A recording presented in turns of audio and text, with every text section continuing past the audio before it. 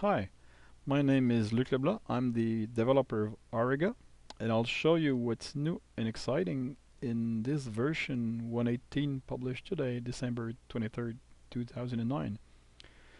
Okay, so first of all, a few interface changes. We now have a colors form to select the colors of all graphic elements of the map.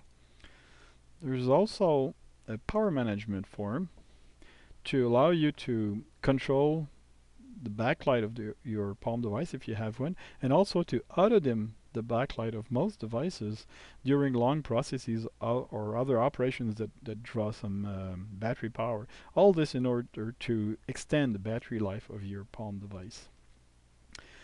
Something interesting too, splay shots. We have here a pretty basic survey. As always, we can show passage dimensions if we took them.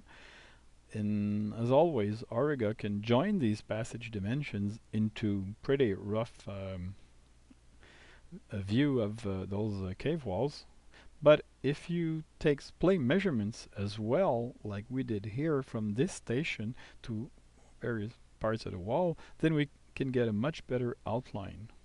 And all this is used when we fill those passages.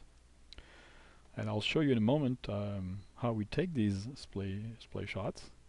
Let me mention here that we can now export the line plot in DXF format.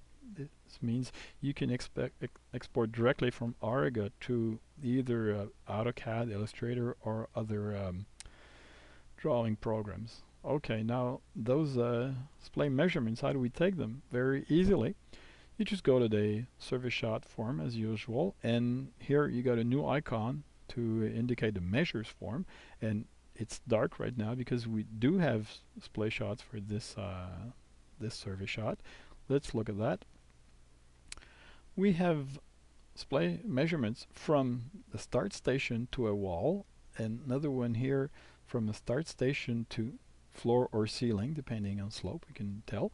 We could also take splay measurements from start station to a detail, for instance. This wouldn't account for the outline of the wall, but that would help in sketching the cave. We can shoot to a stalagmite or whatever other detail we find interesting, and we could take the same splay measurements from the end station to similarly floor, wall, ceiling, or detail. This same form can also be used to input the regular survey shot, and if you use something like a Disto-X, for instance, you can see all these measurements that you take add up into this form, and you can then selectively pick what you want to keep, what you want to discard, and when you're done with the form, the input form here will be filled with the average of the measures that you decided to keep. And those splay measurements have an interesting aspect with section. This is a very classic section here. It's been done with left, right, up, down measurements, though. And obviously it gives you a rectangle, which is pretty rough. But if you take a bunch of splay measurements instead around the perpendicular plane of the survey shot, well, then you can combine them into something much finer. And this will help in sketching your sections. And I mentioned, by the way, that I intend in 2010 to release on-screen sketching for cave walls and sections, and this should help pretty much. So I'll let you discover what else is fun in Auriga 118.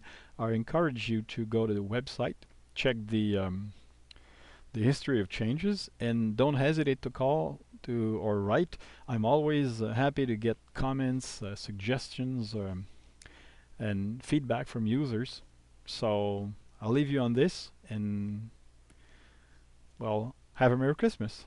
Bye bye.